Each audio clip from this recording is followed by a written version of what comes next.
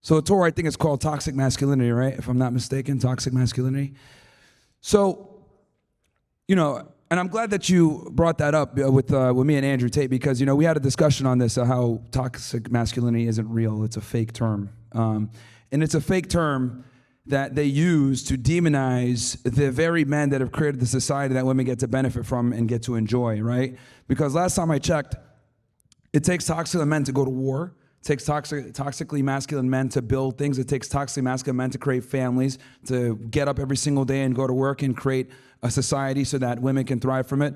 But as soon as things are nice and civilized and they forget who built this world, what do they say? Oh, this guy's toxically masculine because he adheres to certain characteristics that built this world up, right? And I remember I was having this conversation that the reality is, when it comes to toxic masculinity, it's men that do what they're supposed to do regardless of what they're told, what other people tell them, what other people think, and quite frankly can't be controlled, and that's what they don't like. Because if you guys notice, this whole toxic masculinity thing became huge when it came to the pandemic, right? AKA the scandemic, right? It started breaking out right around then. Oh, these guys are toxic masculine, this guy's toxic masculine. But the reality is, what it came down to was, guys just didn't want to be inside their house all day. Guys didn't want to sit there and not be able to go to work. Guys didn't want to sit there and be stuck in their home and wearing masks and comply.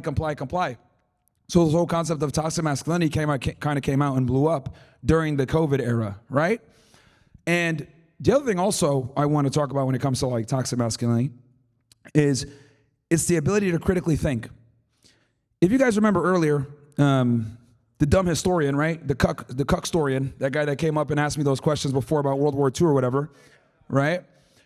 He came in and he gave the same regurgitated history that they've been telling us forever, that a certain amount happened about the Cookie Monster event and that a certain guy with a mustache is evil and all this other bullshit. And when you actually do your own research and you figure things out, you figure out, damn, well, okay, well, he did this. Why didn't they ever talk about, why or what happened or after World War I, how he was able to recover from World War I and, create a thriving country? Why did they not talk about that stuff? Why didn't they talk about, a certain aspect that no one wants to talk about? And what it comes down to is they don't want you to know that stuff. And quite frankly, if you go ahead and you push against their narrative, they get pissed off and they try to ban you, and some places put you in jail for asking these questions. And again, this comes back to toxic masculinity, an ability to be a free thinker, the ability to challenge the narrative, question narrative, and then go ahead and do your own research, do your own investigation, and come out to a conclusion. And that's why these discussions are so important, right? And this is the United States of fucking America, man. At the end of the day, the First Amendment, right? The First Amendment is a thing because dudes in England basically said, damn, this sucks. This king is pissing us off. We can't say what we want. We're getting taxes, getting annoying. What do? They get in wooden ships, sail across the Atlantic Ocean, where the high seas were terrible. They didn't have any vitamin C, so everyone was dying off of scurvy. They literally faced all types of peril to come here across. And as soon as they get here and they write up a document to start a new country, what's the first thing they think about? We better be able to say what we want to say. We're going to come all this fucking way, right? So we got to go ahead and honor our forefathers and be able to exercise that right. And to be able to exercise that right, you have to push the boundaries. That means we got to question World War II. We got to question the Mustache Man. We got to question the Cookie Monster event. We're on YouTube, right? So, but I think you guys know exactly what I'm talking about. And we got to be able to have these discussions. And this is when they call you toxically masculine, when you're able to question the narrative. And if you are able to question the narrative, guess what? You can figure out other things, and you can figure out, well, you guys didn't tell us about this. You guys didn't tell us about this. What else are you hiding? They've shown to us that they could lie about COVID. They've shown to us they could lie about 9/11. They showed to us that they could lie about JFK, RFK, October 7th, right? Like with the dumb fucking guy earlier, didn't even know what the Hannibal Directive was, tried to tell me, 1,200 were killed by Hamas. When in reality, we know the most that they could have killed was 600 when we actually do the numbers. And all these numbers come from Israeli sources. I did a 5-hour long podcast on October 7th where I debunked all this shit. But obviously, what did he do? He went off of the accepted history. Hey, Iraq, 2003, we went there because 9/11? Yeah, that's what they fucking tell you. But then when you actually do the research and you figure it out, like I was explaining to you guys before, Saddam Hussein and Osama bin Laden were enemies. There was no reason for Saddam to be working alongside Osama because Osama wanted to actually fight Saddam when he invaded Kuwait, and it obviously put risk to the Saudi Arabian royal family. A lot of people don't know. Osama bin Laden is extremely rich. He was basically damn near a billionaire, because his family did a lot of the engineering and a lot of the civil engineering for the country of Saudi Arabia. Came from a very wealthy family. and he was making millions. He's making like $30 million a year when he was at his height of being, a fucking bomber. So, so when they say these things about, oh, well, Iraq was all about 9/11, it doesn't make sense. And when you do the research, you figure out it doesn't make sense. What else are they going to lie about? They've lied about so many goddamn things, Russiagate, all this stuff. So again, toxic masculinity is the ability, right? One of the components of toxic masculinity is the ability to question the narrative and do your own investigation and figure that out. And they don't want you to be that way, because when you figure out that they lied to you, well, what are you going to do? You might rebel. You might go ahead and say, you know what, I'm going to go ahead and be a politician instead. Our politicians are bought and fucking sold for. Bought and sold, as you guys have seen with like Ted Cruz and these other fucking cucks in Washington, D.C., who take a bunch of AIPAC money and then say stupid shit like, we got to defend Israel. When in reality, the Israel that they're talking about in the Bible, the Schofield Bible, aka dispensationalism, is not the same Bible that is, it's not the same Israel that's in the actual Bible, right? So all this propaganda is out there. The whole narratives with women, of course, like that, which I love the name women propaganda because it's so true. A lot of the propaganda works for the women because women don't actually question things. They tend to be very, let me follow what everyone else says. Let me go off of this. And they're the biggest believers of the lies. And this is why when you look at advertisers, I've always said, when you lie, women buy. Why? Because women are easier to sell to. They're 80% of the consumer base. This is why advertisers target them. Like you take like the Gillette commercial, the famous Gillette commercial, right?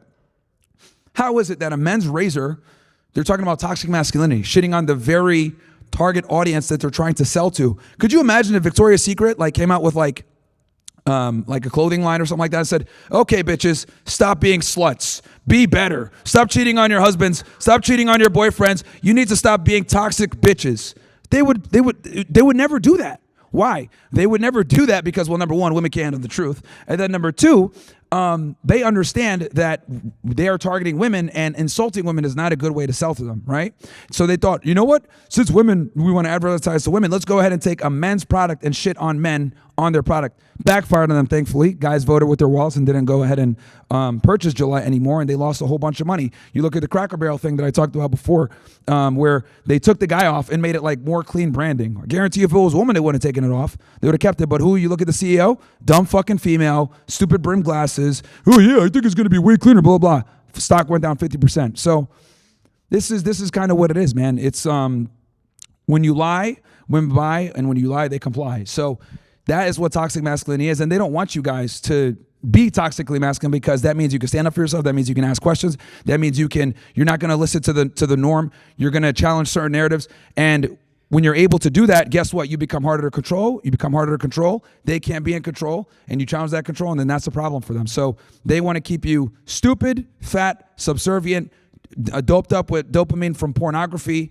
and sports, right? Which is another reason why I tell you guys don't watch sports. Sports is a big fucking waste of time. You're sitting here like a fucking loser cracking open a fucking beer, watching some athletes achieve their dreams while you're sitting there still fat as fuck, still working a job that you hate, still working. Literally, most Americans can barely live their lifestyle. They're in debt. They're in debt. They hate their job, and they're basically barely getting by, right? Like they're living paycheck to paycheck, and that's what they want. They want you to be in that position because guess what? When you need a paycheck and you depend on a paycheck, guess what?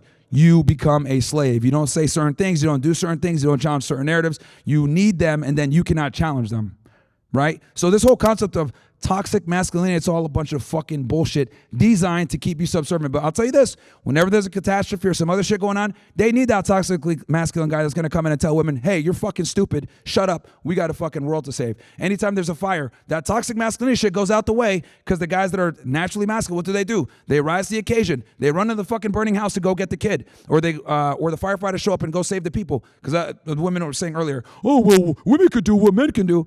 And what I say, hey, if you call 911, more than likely you're probably in a worse event of your life, right? I'll tell you how this, man. I'll be mad as fuck if I call 911 and two fucking black chicks named Shaniqua and Laquina show up and say, well, you okay? I can help you. I'm dead, bro. I'm fucking dead. These bitches don't fucking work out. They eat fried chicken all the time. They're going to be more concerned with their laces not falling off while they're trying to pick me up and shit. Fuck that, bro. Right? Like every single one of y'all in here would be mad as hell if two fucking women showed up during the worst time of your life, bro. Yeah, hell yeah. So, but they want you to sit there and be like, no, that's accepted because of equality. And that's the problem.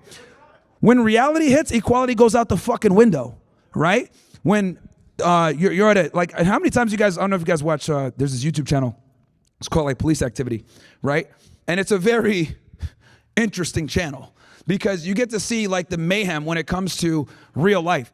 And anytime there's like a female cop or a female is involved in a shooting or there's some type of hands-on activity, the woman becomes fucking useless. And not only does she become useless, she becomes a liability, dude. A liability, because now the guy, the male cop that's there has to worry about her not getting beat up or making sure that she doesn't get hurt or that the suspect doesn't get access to her gun and shoot both of them. Happens all the fucking time, dude, right? And, you know, some idiot, oh, well, how do you know this? Yeah, I know because I used to be an agent with the government. I remember vividly when I would write my operation plans and we'd be raiding a house or whatever, I always put the agents, the female agents and the female cops, always on the fucking perimeter. I never let them go inside. Why? Because when you go inside, you can have close quarter combat. You can see, you know, someone get close, take the gun or whatever. I put all the most tactically sound guys that are fucking tackle bears. I let them go in and have the women on the perimeter. Why? Because if I put a woman on the stack or a woman on the stack to be equal and make her feel better, guess what? I've effectively made the team weaker and your strongest, your weakness is your strongest link, or excuse me, your weakness is your weakest link. So she goes in, she fucks it up, she makes a bad move, she gets to shoot somebody accidentally. It's a problem. And women are far more likely when they're cops and law enforcement to pull the trigger and shoot than a man is, because for them, the use of force ladder is way shorter because they can't sit there and go toe to toe with a guy. Or if someone punches them, like I'll give you guys a warning right now, never punch a female cop. You're gonna get shot, dude. You're gonna get shot because since their use of force ladder goes up so much faster, they can't like quickly transition over to a taser or to mace or whatever. Like, and they're gonna look at you as a bigger, stronger man. They're gonna shoot you and they're probably gonna walk too because they can articulate, hey, this guy's a real danger for my life.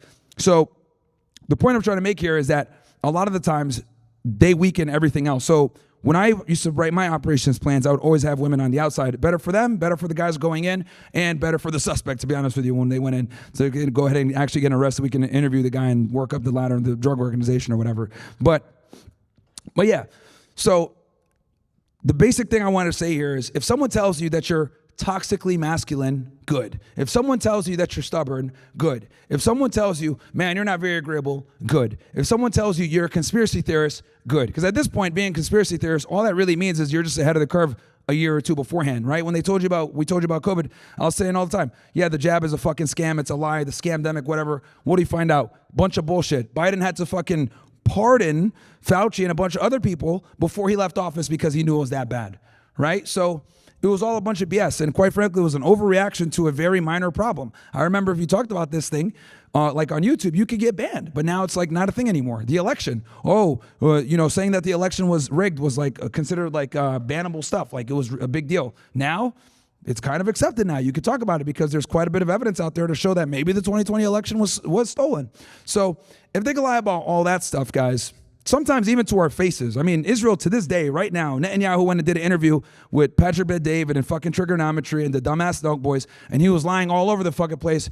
Oh, yeah, there's no starvation. Oh, well, he doesn't want to talk about the figures of how many people got killed. People say it's 60,000 when in reality it's way more than that. But even at 60,000, it's way too much. Or they're saying, no, we're not committing a genocide, even though we can see with our own eyes in 1080p, 8K, 4K that they're absolutely conducting a genocide. Like, they just lie straight to their face. So, I think the most important thing that a guy can do is be competent, be intelligent, read, don't be a moron, go to the gym, take care of yourself, make as much money as you can so you're not dependent on the system, and then always question things. Always question things, man. So that's really what I want to say when it comes to toxic masculinity, because I think we need more guys to be that way. And I think it's a good thing, as much as they try to demonize it and say, oh, toxic masculinity is so bad. I think toxic masculinity is literally how we have the world and we have all the inventions and we have everything we have is because of toxically masculine men. So